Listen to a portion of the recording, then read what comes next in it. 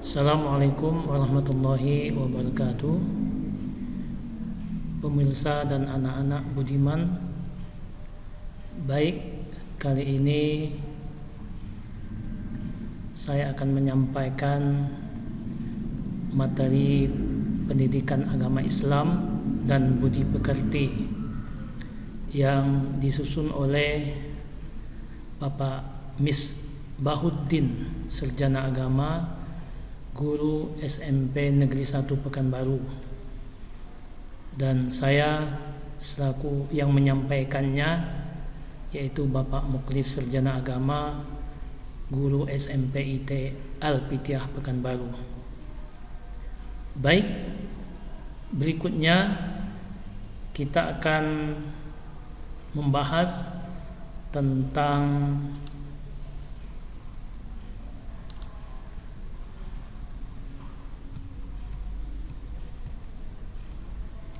meyakini kitab-kitab Allah dan mencintainya. Meyakini kitab-kitab Allah dan mencintai Al-Quran.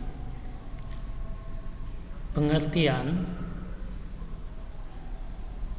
kitab menurut bahasa artinya tulisan dan karya tulis, sedangkan menurut istilah adalah kumpulan wahyu yang diturunkan Allah Subhanahu wa Ta'ala kepada para rasul melalui malaikat Jibril dan telah dibukukan sebagai pedoman hidup bagi para rasul dan umatnya.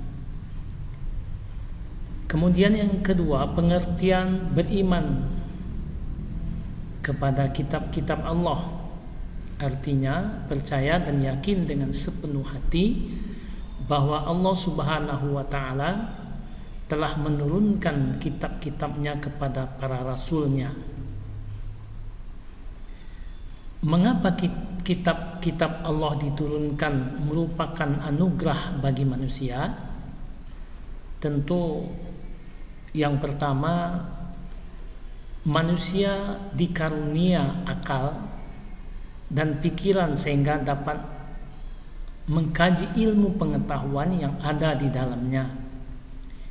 Yang kedua, atau bagian B, kitab-kitab Allah juga dapat memberi jalan keluar terhadap setiap masalah dan kesulitan yang dihadapi manusia. Nah, ini terlihat dalam surat An-Nisa ayat 136. A'udzu billahi minasy syaithanir rajim. Bismillahirrahmanirrahim. Ya ayyuhalladzina aminu billahi wa rasulihi wal kitabi allazi nazzala ala rasulihi wal kitabil ladzi anzala min qabl wa may yakfur billahi wa malaikatihi wa kutubihi wa rusulihi wal yaumil akhir faqad dhalla dhalalan ba'ida. Yang artinya, wahai orang-orang yang beriman, tetaplah beriman kepada Allah dan Rasulnya, yaitu Muhammad, dan kepada kitab Al-Quran yang diturunkan kepada Rasulnya, serta kitab yang diturunkan sebelumnya.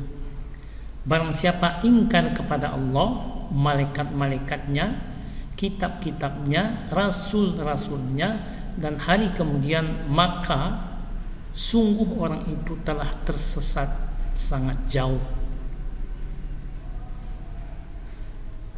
Kemudian yang perlu kita ketahui, nama-nama kitab Allah dan Rasul yang menerimanya.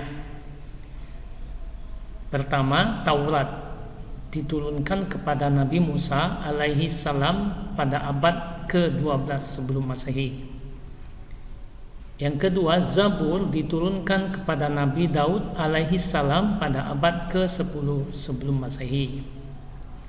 Injil diturunkan kepada Nabi Isa alaihissalam pada abad ke-1 Masehi. Al-Quran diturunkan kepada Nabi Muhammad Sallallahu Alaihi Wasallam pada abad ke-7 Masehi.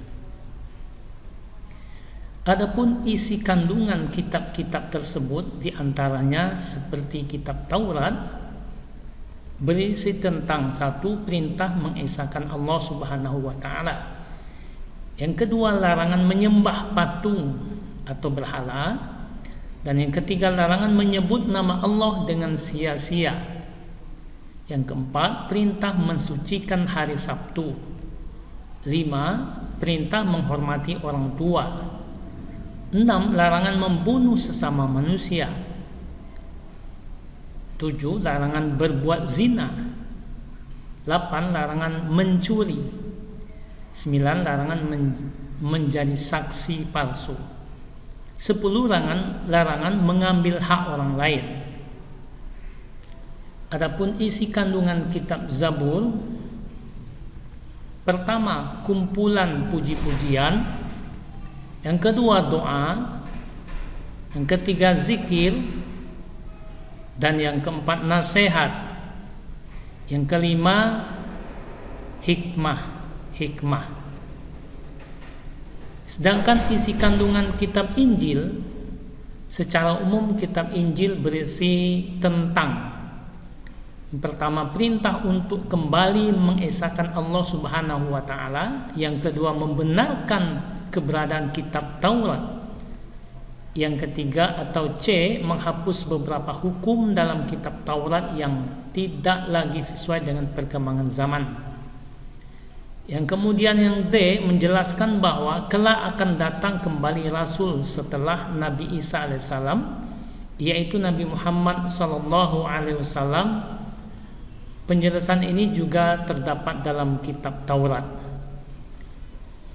Kitab Injil ini berisi tentang ajaran untuk hidup dengan zuhud dan menjauhi kerakusan dan ketamakan. Hal ini bertujuan untuk meluruskan orang-orang Yahudi yang hidup materialistis. Nah, isi Al-Quran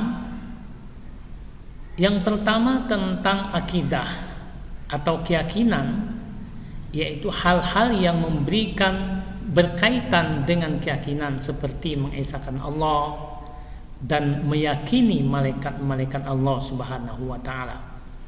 Kemudian yang kedua tentang syariah atau ibadah, yakni berkaitan dengan tata cara beribadah seperti sholat, zakat, haji, dan ibadah lainnya. Yang ketiga tentang akhlak atau budi pekerti, yaitu berkaitan dengan pembinaan akhlak mulia dan menghindari akhlak tercela. Dan yang keempat tentang muamalah, yakni berkaitan dengan tata cara berhubungan dengan manusia. Yang kelima tentang tarik atau sejarah, yaitu kisah orang-orang dan umat terdahulu. Yang keenam tentang wa'ad dan wa'id, janji dan ancaman. Artinya janji-janji Allah kepada orang yang beriman dan adanya balasan kepada orang kafir. Nah, Al-Quran kitab suci dari Allah yang terjamin kemurniannya. Ini disebutkan dalam surat Al-Hijr atau surat 15 ayat 9. Allah menyebutkan Bismillahirrahmanirrahim, Inna nahnu nazzalna zikra wa inna lahu lahafizun. Al-Quran diturunkan secara bertahap, sedikit demi sedikit, dan berangsur-angsur dalam kurun waktu 22 tahun, 2 bulan, 22 hari. Sehingga bisa diambil kesimpulan lebih kurang selama 23 tahun. Sehingga jika kita membuka lembaran-lembarannya berjumlah atau suratnya berjumlah 114 surat. Kemudian nama-nama lain dari Al-Quran yang juga perlu kita ketahui. Yang pertama Alkitab, yang artinya kitab atau tulisan. Yang kedua al-huda, petunjuk. Yang ketiga az-zikra, artinya peringatan. Yang keempat al-furqan, artinya pembeda. Yang berikutnya evaluasi yang perlu juga Bapak sampaikan untuk mengetahui tingkat pemahaman dari apa yang sudah dibaca dan yang sudah didengar lewat video ini. Tentu yang pertama tentang jelaskan pengertian kitab. Yang kedua jelaskan pengertian beriman kepada kitab-kitab Allah Subhanahu wa taala. Kemudian ketiga sebutkan nama-nama kitab Allah Subhanahu wa taala dan Rasul yang menerimanya. Yang keempat sebutkan isi kitab. Pertama Al-Qur'an, Taurat. Yang kedua atau bagian B-nya Al-Qur'an. Kelima, tuliskan ayat Al-Qur'an yang menjelaskan bahwa Allah yang menjamin kemurnian Al-Qur'an. Yang keenam, sebutkan nama-nama lain Al-Qur'an. Jawaban ini dikirim ke email Pak Misbahuddin SMP1 @gmail.com bagi yang siswa yang sekolah di SMP Negeri 1. Kemudian bagi siswa yang sekolah di SMP yang lain, silakan menemui atau memberikan laporan kepada guru agamanya masing-masing. Demikian, banyak kekurangan, banyak kehilapan. Baik, terima kasih atas partisipasinya. Bapak ucapkan ribuan terima kasih. Assalamualaikum warahmatullahi wabarakatuh.